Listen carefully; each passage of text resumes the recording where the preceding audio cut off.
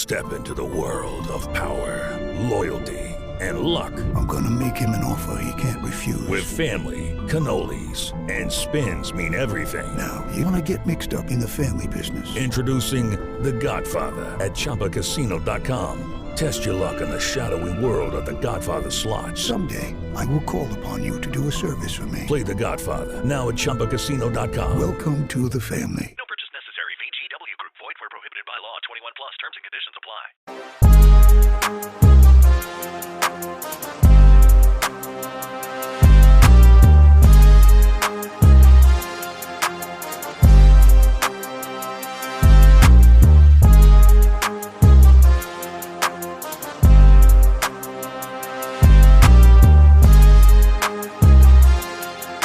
Welcome in to Two Guys, One Pod, Fantasy Football Podcast. I'm your host, Rick Porter, joined by my co-host, Justin. Justin, we're going to get into some Dynasty tight end rankings before the draft comes upon us.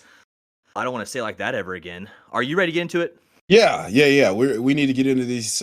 We need to get into the tight end positional review. Got to be careful how you say that. Also, with with always being on high diddler alert. Just got a phrase on top of the phrase with the phrasing when you phrase. So I'm the legendary ball knower, and I'm ready to get into it. Let's get into it. We've already done our positional review on these tight ends. We are going to be working through a Dynasty series of our way too early Dynasty rankings for 2025 and beyond before the NFL draft. We will see how the draft affects these rankings moving forward. But I figure we've got a few different names past like tight end 4, tight end 5.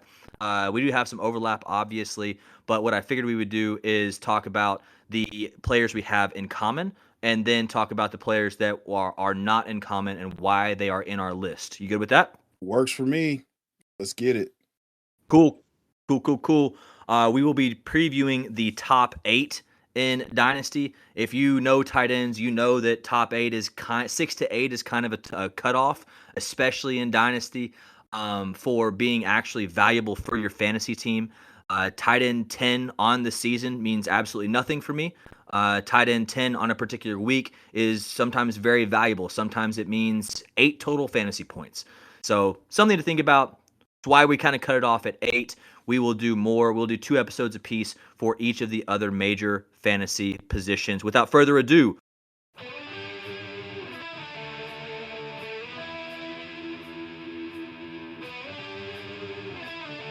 let's go ahead and get into it. He is the number 1 tight end for Dynasty for both of us very easily. It's Brock Bowers. It's a holiday. For me, not much to say here. We saw it last year. He is who we thought he was. When you set records as a rookie, when you're the best player on your team as a true freshman in college, and then you continue to be the best player on your team throughout your entire tenure in college, and then you go to your first team, and you are the best player on your team, your first team in the NFL, I mean, the story kind of writes itself. In the offseason, I've been trying to make a case for Jakobi Meyers to be relevant, not just relevant, but more highly drafted than he has been. And my 3 things that I needed a good head coach hired. Cool, check. We have Pete Carroll. I need a competent QB. Cool, check. We have Jonnu Smith. I think he's above competent, by the way.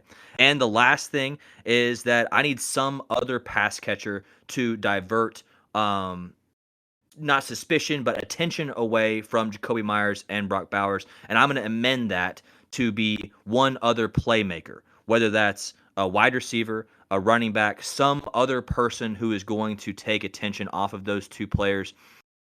If they are going to draft a running back, we could be looking at Travis Kelce 2.0 at the Dynasty at the tight end position. I see only great things for Brock Bowers moving forward. What do you have? Well, just to add some advanced analytics to this. So we're talking about a guy with a 28% first read target share. He was number 1 amongst tight ends in air yards. He was the yards after catch leader. He lined up in the slot 56% of the time, and he accumulated 150 targets in 17 games. 150 targets. I mean, that puts him in elite wide receiver 1 company. And this is a guy who just turned 22 years old. So yeah, there's not much to wax poetic about with Brock Bowers. He is the tight end one. He averaged 8.8 targets a game. We can move on if we need to. I mean, he set the record for receptions by a rookie that was also broken by Malik Neighbors but now he holds the record for receiving receptions by a wide receiver, and Brock Bowers holds the overall record with 112 receptions. So Brock Bowers is incredible. He will continue to be incredible. Would you like to say the last part of what's in your notes here?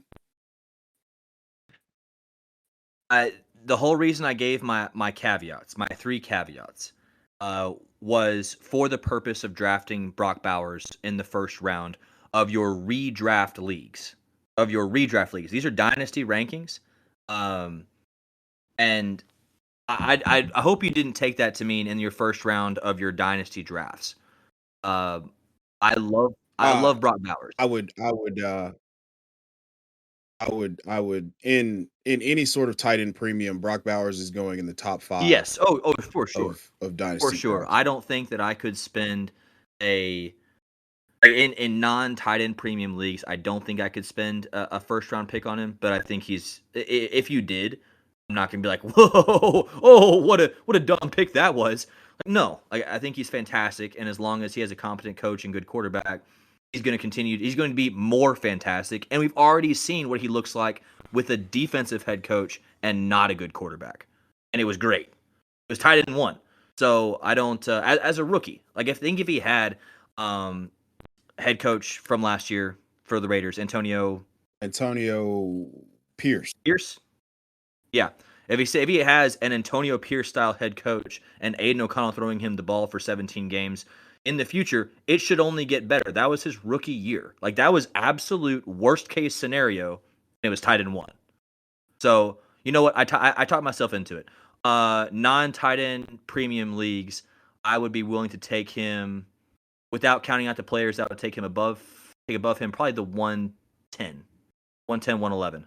Yeah, that seems like a pretty fair landing spot. I like that. I mean, 15.5 points a game, from a fantasy perspective, as a rookie tight end, that was second only to George Kittle in points per game. So, yeah, the arrow is pointing up, and it could get exponentially better in 2025, which is a wild thing to say. Agreed. But we can move forward. Tight end 2 consensus for us is Trey McBride. National Tight End Day. It's a holiday. Go ahead. You lead us off with Trey McBride. Well, if you've listened to this show for any period of time, you know that this is a Trey McBride stan account. We're on the internet standing for Trey McBride, 25 years old, 138 targets, 33.7% first read target share.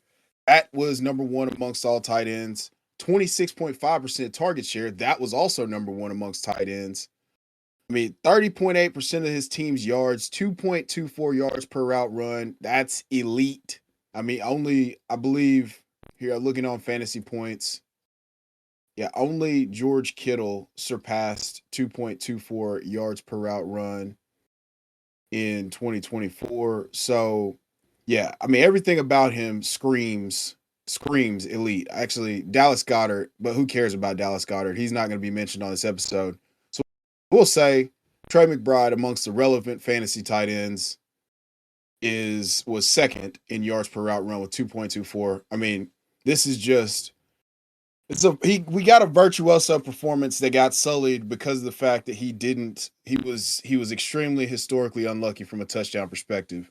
I will cede the floor to you because this is really exciting to see a call that we made early in 2023 coming to fruition in such a just lock, stock, and slam dunk manner. Yes. I think whenever Zach Ertz went out in 2023, we said, Trey McBride isn't owned by anyone right now. Pick him up and play him immediately. We had grinded the tape whenever he was in college. I picked him with a second round pick in a rookie draft, I want to say, in 2022. It was he's just talented. He's a contested catch goon. He's an athletic freak on the outside. He's big, strong, fast with hands and can run after the catch. Like, I'm not sure what more you want.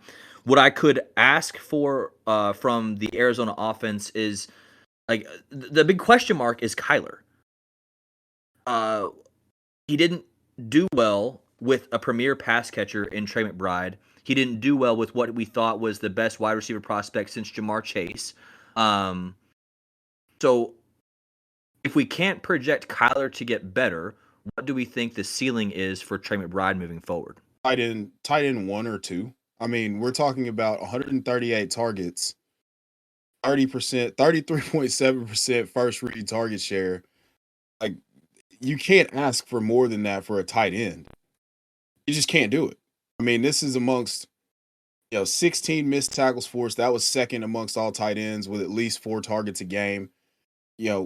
First downs per route run. I mean, he's third in that category. It's elite in that category, but he's elite in every sense of the word.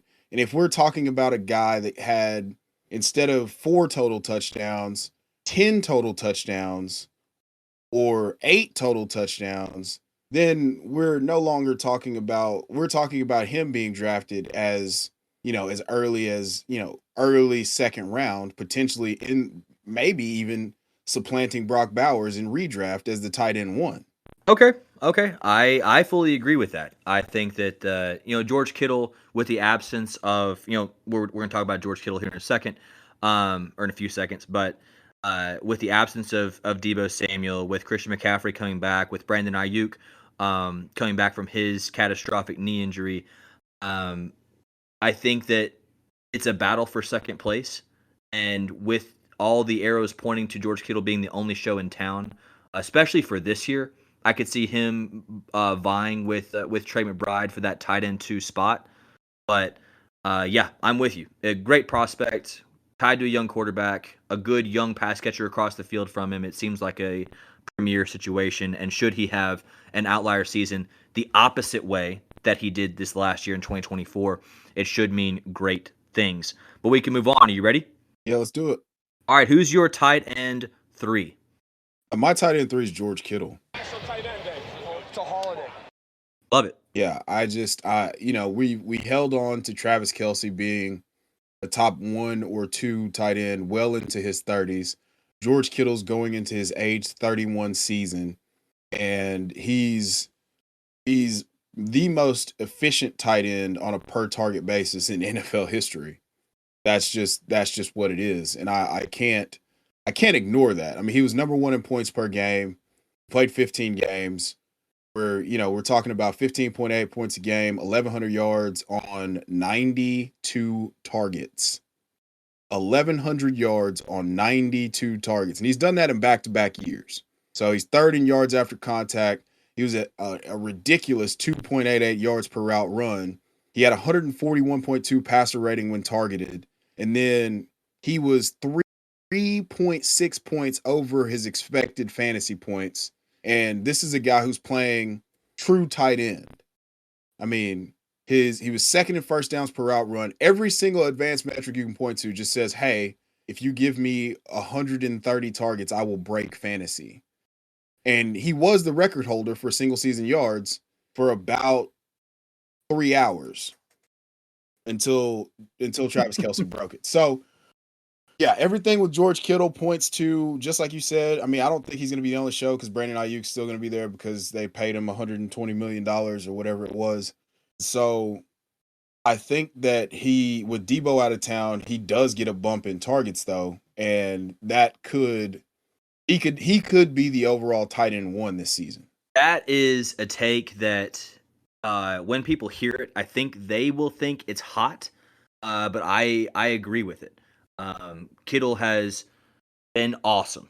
His entire career has been awesome when he's been able to be on the field, put up a couple of tight end 2 seasons in the half-point PPR, a like you say, the only season he received 135 plus targets, he put up nearly a 1,400-yard season. I will say that last year he had his second highest touchdown year of his career. So, I mean, obviously, the more targets you get, the higher your opportunity is to earn those touchdowns. And he's just the way he plays and how he is used, like you say, a true tight end. He's not out there like a Mark Andrews. Like he is the stats on Mark Andrews, like how often he blocks versus how often he's running routes, it's ridiculous. Like the man is a wide receiver. He's just 6'6", 250. George Kittle is out there all the time for everything. Obviously, Shanahan loves him as a player. He's done very well in this system, and he's not just a system tight end. Like he is very, very, very good. He is my tight end 4, and that is just because of the age. At 31, you're right. Travis Kelce did play very high level into his early 30s, but it's just how to have fun anytime, anywhere. Step 1, go to ChumbaCasino.com. ChumbaCasino.com. Got it. Step 2, collect your welcome bonus. Come to Papa welcome bonus. Step 3, play hundreds of casino-style games for free. That's a lot of games, all for free? Step 4, unleash your excitement. Woohoo! Chumba Casino has been delivering thrills for over a decade. So claim your free welcome bonus now and live the Chumba life. Visit ChumbaCasino.com. No purchase necessary. VGW Group. Void where prohibited by law. 21 plus. Terms and conditions apply. I think we're going to get a very good season out of George Kittle, but we've already seen him miss a lot of time in multiple seasons, and that's the only reason that I did not have him in my top 3. My third tight end for Dynasty is Sam LaPorta. Tight end day. It's a holiday. I love Sam LaPorta as a value, not only in redraft, but in Dynasty. I think that this previous year is oddly weighing in people's minds. If you look at any of the metrics, any of the per target metrics, any of the per catch metrics, his touchdown rate is up. His yards per catch went up. His yards per target went up. Like he is still really good. It's just the offense. The pie has so many pieces. Like, is it Jameson Williams? Is it Jahmyr Gibbs? Is it David Montgomery? Is it Amon-Ra St. Brown? This is a projection. I might plant my flag with this. I don't know yet.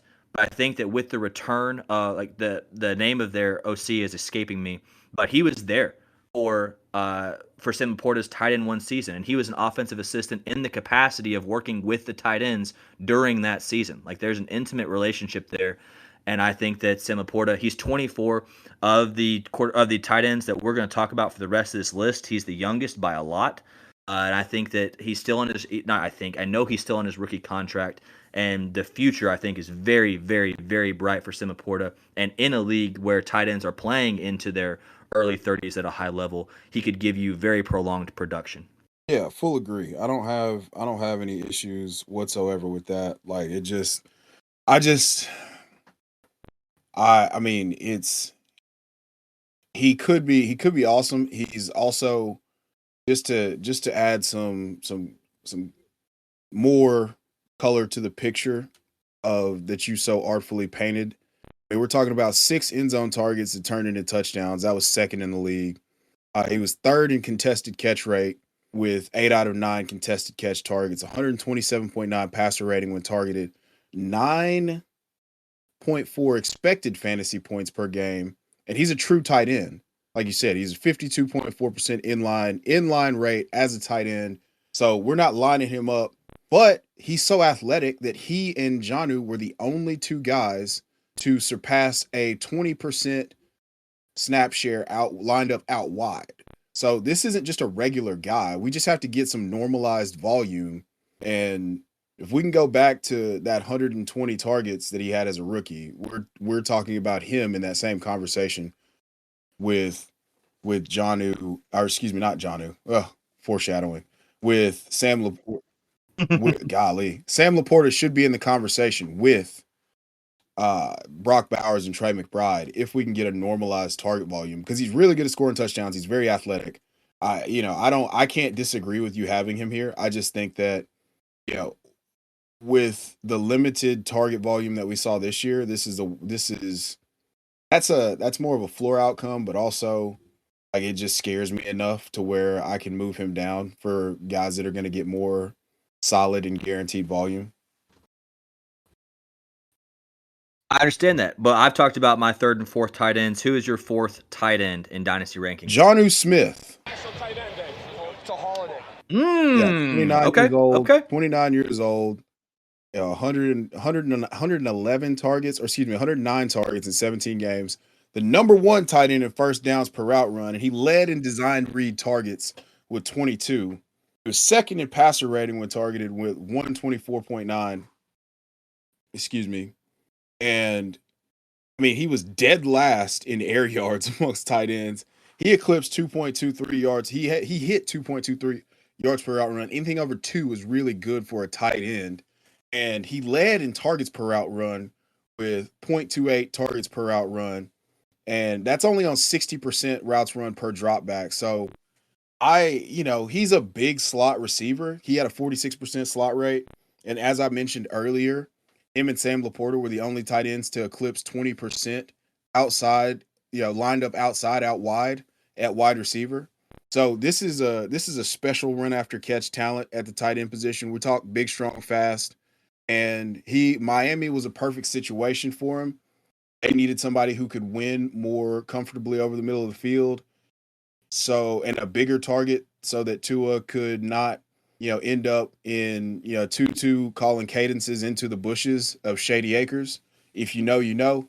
And Jonnu was that. So I'm really excited for him moving forward. As long as he is in this system, we've proven now that he can do damage with targets. So I'm pretty keyed up about that moving forward. From weeks 11 to 16, here are his tight end finishes: 3, 2, 4, 7, 1, and 9. I mean, he over that middle part of the season, the part of the season that really means something for fantasy. You're trying to make your playoff push. You're navigating injuries that are being dealt to your team. He absolutely was a stalwart at the tight end position. We started talking about him in the streaming consideration like a Zach Ertz, like a Hunter Henry for like the first 2 games of that. And past that, it was like, lock it in. He's in his own tier. Play Jonnu Smith. We've known since he was on the Falcons that he is, since he was on the Titans, that he is an elite athlete. And he just hasn't gotten the ball for whatever reason at any of the places he's been, whether it's been the Falcons or it's been New England or wherever have you. But this is the first time we've seen him with volume, and it worked out. My only reservation is that he is under contract for 1 more year. Like this year in 2025 is the only year that he has on his contract left. But the talent and what he did with the opportunity was fantastic. Yeah, without question, man. We don't have to spend too much time here. I'm a little bit biased because of his time with Tennessee and just what I've always believed he's capable of. So yeah, we can move on though. I'm more bullish on Jonnu. I'm the most bullish person on Jonnu that you'll probably find, and I'm excited for him entering that kind of tight end peak of his career, that late 20s, early 30s boom, so to speak. I like it. Why don't you give your tight end 5 in Dynasty rankings? Yeah, I've already hit this one over the head. It's gonna be Sam LaPorta. National tight end day. It's a holiday. And the reason being is just we can't rely on the target volume. It makes me really nervous, and it's unfortunate to say. But I can't, as efficient as he was, we can't count on any tight end who's only going to give us 80 targets in a season. That makes me really nervous, and like I said, it makes me really sad to say, because he is, again, they're lining him up out wide. They're throwing him the ball in the red zone. We just, for some reason, well, obviously the reason being that Jamison Williams is a part of the offense and he's one of the 3 fastest players in the NFL. So we just can't count on the volume. So we'll have to count on efficiency. And I think that it's going to fluctuate. So we could get a really, really, really good Sam LaPorta season next year. Or we could get something like we got this year. So I'm more dependent on the volume here. I'm slightly lower than what you'll find just about anybody, just because of the fact that, hey, he's not getting the volume that I want to see. So yeah, that's my tight end 5. I like it. I understand the concern. Yeah, I mean, the concerns are valid because we've seen it already happen, and we've seen the Lions win with him having that target volume. But can't deny the man is talented. At tight end 5, I've got Mark Andrews. National Tight End Day. It's a holiday. I think that that's higher than most, than consensus would have him because we've seen him. We saw the tight end 1 season so early and so long ago that most people are relegating it to being like, oh, well, that was nice that 1 season, but Mark Andrews isn't that guy. He caught his career high in touchdowns last year. He had his second highest in yards per catch this in 2024 that he has had in the last 5 years. He is still very good. This is the second year of the Monken offense, and it was very evident that whatever was hampering him at the beginning of the season, it was very evident to me at least, that whatever was hampering him at the beginning of the season slowly went away, whether it was a car crash, whether it was an issue with his medication. I don't know what that was, but it was different because you can tell he's got 2 absolute zeros in the box score, along with 1 game that he went 4 for 51, of like a 4-game stretch of being extremely slow to start and still finishing the season as tight end 5.5 point PPR. And then he went on this ridiculous stretch of catching touchdowns in consecutive games for the final 6 games of the year. He's 29 years old. He is very, very, very good at football. He's tied to Lamar Jackson. This is the last year of his deal. And, I mean, Harbaugh has already come out and said he will be a Raven moving forward. We just haven't worked it out yet. So I think given that we haven't seen him just take the next step, like I think most people wanted him to continue to compete with Travis Kelce, me being one of them. And when he didn't, everyone was like, you know what, we're out on Mark Andrews. Then he has the injury 2 years ago. Then he starts very slow in 2024. And we all know that the first 4 to 5 games of the fantasy season weighs so much more heavily in the minds of the vast majority of the people who play our game of fake football played on spreadsheets, that I think that his value is being just driven through the floor right now. Yeah, I think that combined with the last image. It is Ryan Seacrest here. There was a recent social media trend which consisted of flying on a plane with no music, no movies, no entertainment. But a better trend would be going to ChumbaCasino.com. It's like having a mini social casino in your pocket. Chumba Casino has over 100 online casino-style games, all absolutely free. It's the most fun you can have online and on a plane. So grab your free welcome bonus now at ChumbaCasino.com. Sponsored by Chumba Casino. No purchase necessary. VGW Group. Void where prohibited by law. 21 plus. Terms and conditions apply. We have of him is essentially him losing the game for the Ravens in the divisional round. Him not catching the 2-point conversion against the Bills. So if there was ever a buy window for a tight end that has the potential to finish with tight end 1 overall upside. Now, I don't think we'll ever get back to 153 targets that he had that year. But we just got an outlier season from a touchdown perspective. And that's one thing that he's shown that he's really good at. I mean, going into 2024, he had 42 touchdowns in 40 games, or flip-flop those numbers, 40 and 42 games. So we know that he can score touchdowns. That's not a question. So I like that call a lot. I went a different direction, and I have Mark Andrews at 6, but I'm not going to besmirch you in any way, shape, or form for having Mark Andrews at 6, or you had him at 5? Yes, I've got him at 5, and you've got him at 7. Yeah, so I don't besmirch it at all. Okay, well, we've gone over our first 5 tight ends. And this is where we get a little wonky, I think. Why don't you go ahead and give your tight end 6? My tight end 6 is going to be David Njoku. Oh, no, never mind. JK, not yet. Hive mind is still hiving. Yeah, so we don't have so just a little insight into how the episode came together. We're not looking at each other's rankings per se. I purposefully just threw them into the show doc and then wanted to go through and organize and add these as we were throughout the day, so that we didn't peak and have be supporting each other's points inadvertently by knowing where the other had it ranked. So a lot of times we're finding, like, I added these in about 10 minutes before the show started. I had them in a document and I added them in so that we can kind of get a little wonky here. But we're in lockstep. We've got David Njoku, 29 years old, in the last year of his deal with the Cleveland Browns. All the remaining years on his contract are voidable. 93 targets in 11 games at a 21% target share, 8.5 targets a game, 14.6 expected fantasy points per game. So he was up there in terms of expectation with the big dogs, with the Brock Bowers and the Trey McBrides, right? So he has the requisite athleticism to be to do damage. I believe in 2023, weeks 8 through 18, he was the tight end 1 in points per game as soon as Deshaun Watson was no longer the quarterback. So we're talking about a guy who everything tells you that he could be elite.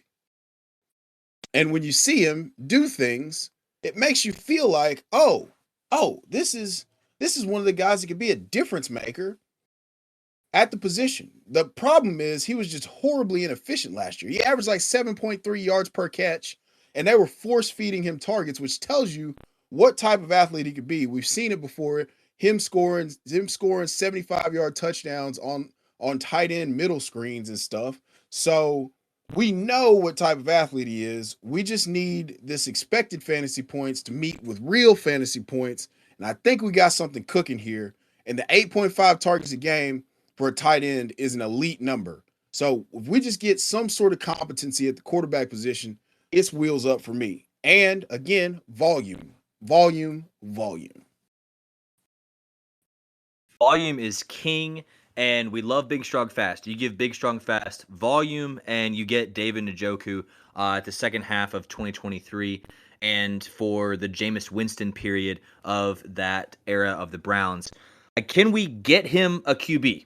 Just someone competent. I think that Gardner Minshew would be able to support David Njoku to like a top 5 tight end finish. Like someone who knows enough of the game of football to just give the ball to your best players. I like David Njoku quite a bit. I think the quote just came out today of the Browns owner. It's like, we took a big swing on Deshaun and we missed. It's like, yeah, you did. The only reason we're not dragging you more through the dirt is because the Broncos took a bigger swing on Russ and missed. And it's the worst deal in the history of deals, and it has hamstrung this team for multiple and their pass catching options for multiple years in a row. And anytime it has not been Deshaun Watson or DTR, it's been fantastic for David Njoku. If Shadur Sanders goes here, I think it'll be fantastic. If Jackson Dart goes here, I think it'll be fantastic. If it's Aaron Rodgers that goes here, I think it'll be fantastic. Like anybody but Deshaun Watson should be able to support David Njoku to a fantastic year. I like the call. And he's 29 years old. Again, big, strong, fast, entering that kind of prime era of his career. And this is the last year of his deal. And if he seeks a contract elsewhere, he's going to get a multi-year deal to be on that team. Again, anytime we've seen him net of Deshaun Watson and DTR, he's been fantastic. So yeah, I like Deshaun. I don't like Deshaun. I like David Njoku quite a bit. And if we knew what his quarterback situation was, there's a good chance that he would be above Mark Andrews here for me. At tight end 7. I'm sorry. Go ahead. Absolutely. I mean, we just flip-flopped. We just kind of flip-flopped, but it is all good. What do you mean we flip-flopped? Well, I mean, I've got Mandrews. Well, go ahead. We'll get there. Okay, at tight end 7, I've got Tyler Warren. Tight end day. It's a holiday.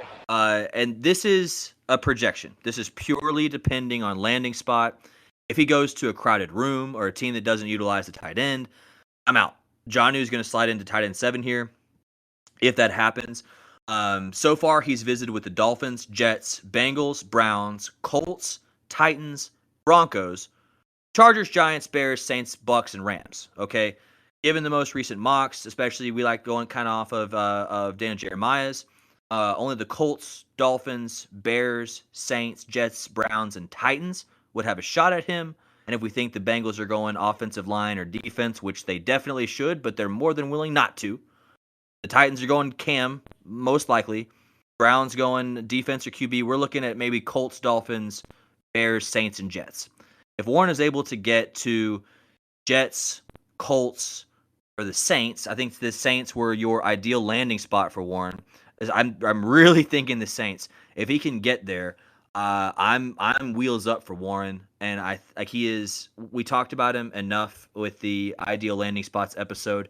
He is very good. If you don't know who Tyler Warren is, go back and listen to that episode. We'll break down a little bit of who he was at Penn State and what kind of player he is, the tight end position. Again, we love big, strong, fast. Dude is big, strong, fast. He can be used in a variety of ways, a la Taysom Hill, who should miss the majority, if not all, of the season in 2025. I'm of the opinion that Tyler Warren's going to be fantastic in his rookie year, breaking the mold even more so, just like Sam LaPorta and Brock Bowers did.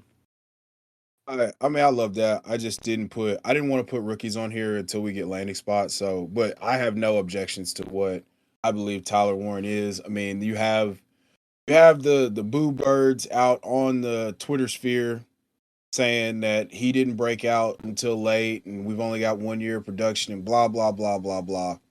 Shut up, nerd. All right? Just shut up. Outside, nerd. Yeah. I'm sick of it. I'm sick of it. He's going to be really, really, really good. And I will accept no other answers at this time. So my tight end 7 was Mark Andrews. We did see a precipitous fall in terms of his target count and prioritization in the offense. You mentioned the 2 double gooses at the beginning of the year. He's a big slot receiver, and we morphed into, with Baltimore, they morphed into one of the most efficient running teams in the NFL. I mean, we're talking about a team under Greg Roman who averaged 2,800 yards a year. They stay pretty much on beat this year with basically 2,800 yards between just Derrick Henry and Lamar Jackson. So his targets took Mark Andrews, his targets took a precipitous hit, going just 69 targets in 17 games, just over 4 targets a game. As I said, he's a big slot receiver. His 63.8% rate in the slot of alignment in the slot was second in the NFL. He led the NFL in end zone targets and catches with 9. 9 catches, 9 targets, 9 touchdowns. Okay. That was his saving grace this year. His yards per target was 9.75, which was second among tight ends. And he eclipsed the 2 yards per route run mark. And he produced 11.1 fantasy points per game in spite of only a 7.4 expected fantasy points per game. So my problem here is that I don't know that this target share can bounce back. Hello, it is Ryan, and we could all use an extra bright spot in our day, couldn't we? Just to make up for things like sitting in traffic, doing the dishes, counting your steps, all the mundane stuff. That is why I'm such a big fan of Chumba Casino. Chumba Casino has all your favorite social casino-style games that you can play for free anytime, anywhere with daily bonuses. That should brighten your day a little. Actually, a lot. So sign up now at ChumbaCasino.com. That's ChumbaCasino.com. No purchase necessary. VGW Group. Void where prohibited by law. See terms and conditions. 18+. I don't. It's not really a counterpoint, but I just want to highlight and re-highlight how bad the first 4 games of the season were. I mean, it's 1 target, 5 targets, 2 targets. Like, those are his first 4 games. And then he never has, he has like 3 2-target games for the rest of the season. But the rest of it's normal Mark Andrews stuff. Like, I think he got in a car wreck or something, and there was an issue with his ankle. But like, he was coming back from something. It's obvious when you just look at his production. And with basically playing, what is 17 months? 13 games. In 13 games, 69 targets, not fantastic. The point production on 69 targets is insanely efficient. And that seems to be how this offense is going to work as long as they can run the ball how they want to run the ball. I didn't see any signs from Derrick Henry that they're slowing down. I didn't see any signs from Lamar Jackson that he's going to suddenly stop rushing for, 800 plus yards, 700 plus yards. So I expect this to kind of keep going and him to bounce between, like if he puts up tight end 7 next year, okay. If he puts up tight end 4 next year, it's like, yeah, that's in the range of outcomes. I'm with you. I don't think that tight end 1 is in the range of outcomes anymore. But if he were to come back with 70, 75 targets, maybe 80, 85 targets, because again, those 4 games, you take his, how many targets did you have per game? Did you come up with that stat again?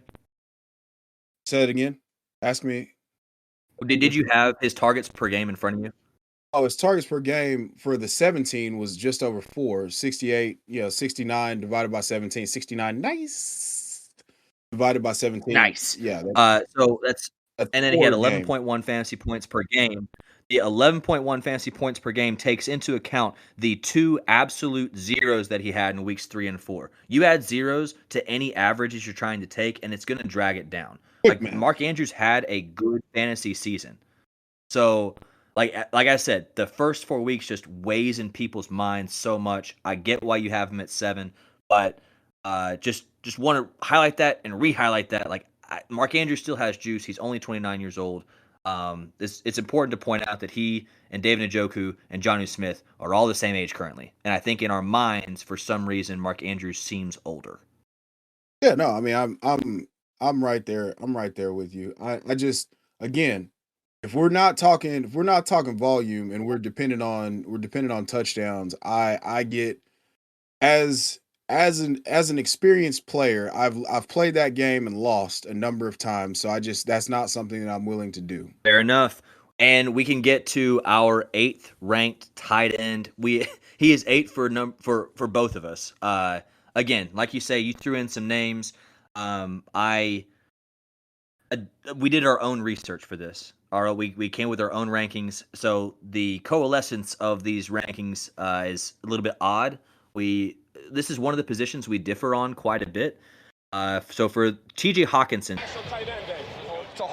to be tight end 8 in Dynasty for both of us, a little odd. In working his way back from the ACL, Hockenson was at 62 targets, 41 receptions, 454 yards, and 0 touchdowns. Now, obviously, when you see 0 touchdowns, you're expecting a touchdown regression. But if you just project that across 17 games, it's 105 targets, 70 receptions, and 772 yards. That doesn't blow you away. He's still super young. I think he's 27 years old. I don't have that in my notes, but he's 27 years old. Young for tight end position. And the Vikings have been top 4 in passing attempts in 2 of 3 years. And if you want to know why that's significant, Kevin O'Connell took over 3 years ago. So 2 of 3 years, they are chucking the ball around. And if they're going to continue chucking the ball around with J.J. McCarthy, then, I mean, TJ Hockenson should be the recipient of a bunch of those targets. And this offense, I think it's going to pretty much pick up where it left off, somewhere in between what it was with Kirk Cousins and what it was with Sam Darnold. Yeah, I mean, I don't have any issue. I don't have any issue with that. I mean, this is, I mean, I wanted to do more here and just say nicer things, but it just didn't. I mean, if we go back to pre-ACL injury, we were cooking. But now with a rookie quarterback and just some nasty stats here. So 60% contested catch rate, that's not fantastic. 1.65 yards per route run, 36 first read targets in 10 games. And that's with him playing third fiddle and coming back from the injury behind Jordan Addison and Justin Jefferson. 10 expected fantasy points per game. I think he averaged 8.4. And he's lined up in line 57.8% of the time. Again, they have Justin Jefferson and Jordan Addison that they will move around the formation at will. So that's just not going to be it. So we're counting on a guy who didn't score a touchdown in 10 games to score touchdowns. And then, like, the Mark Andrews path is the path to success for TJ Hockenson. I don't think it's going to be a volume based argument anymore. So yeah, I'm just kind of out. Here is what TJ Hockenson was before the ACL. 3-1-6, 8-4-4, 1-10, 4, and 10. Those are finishes that he had in 2023 before tearing his ACL in week 16 of 2023.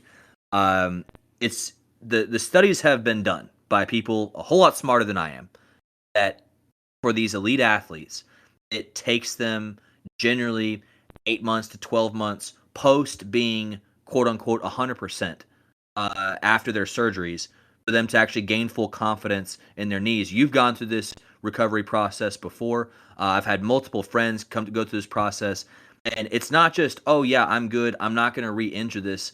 There's a difference between that and being able to operate with full confidence in that joint, get everything around that joint built back up to where it was before. He was handling volume of 12 targets a game, 11 targets a game, 12 targets, 15 targets. He can be a volume monster. We did not see it last year because the offense was great. The offense was great with Jordan Addison, very efficient in the red zone. The offense was great with Justin Jefferson. And I don't expect either of those two players to regress, but I expect TJ Hockenson to move forward. Obviously, I don't expect him to move forward that much, or I would have him ranked higher in my dynasty ranks. But taking into account the age, taking into account another year removed from that ACL injury, on a redraft basis, I think he could be another value. And I know that you have said it's the top 4 or nothing else, but I would be willing to take a shot on TJ Hockenson in redraft. I'm just not strong enough, but I understand exactly. Hey, listen to what he's saying. That's correct process. I'm letting some personal bias creep in. So, do what you want with that information. I'm just telling you what I am going to do, and it's the big 4 or bust for me.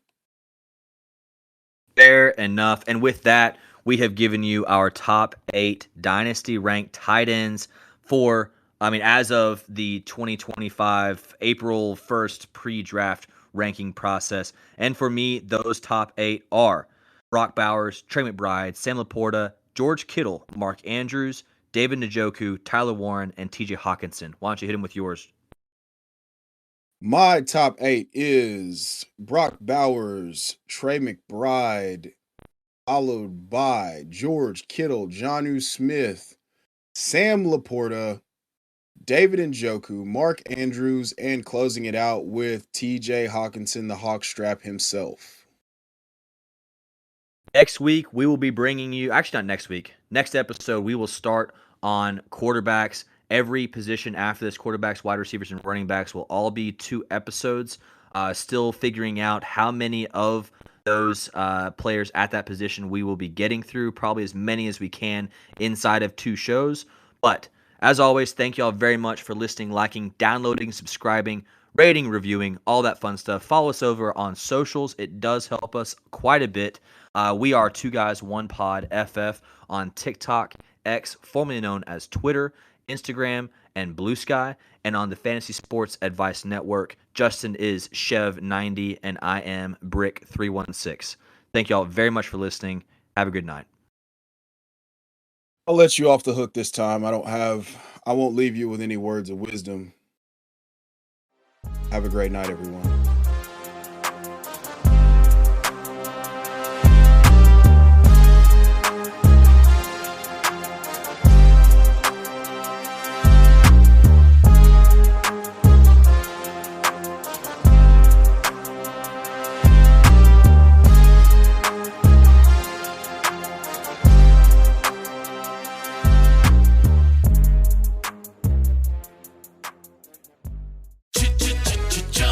Looking for excitement? Chumba Casino is here. Play anytime, play anywhere. Play on the train, play at the store, play at home, play when you're bored. Play today for your chance to win and get daily bonuses when you log in. So what are you waiting for? Don't delay. Chumba Casino is free to play. Experience social gameplay like never before. Go to Chumba Casino right now to play hundreds of games, including online slots, bingo, Slingo, and more. Live the Chumba life at ChumbaCasino.com.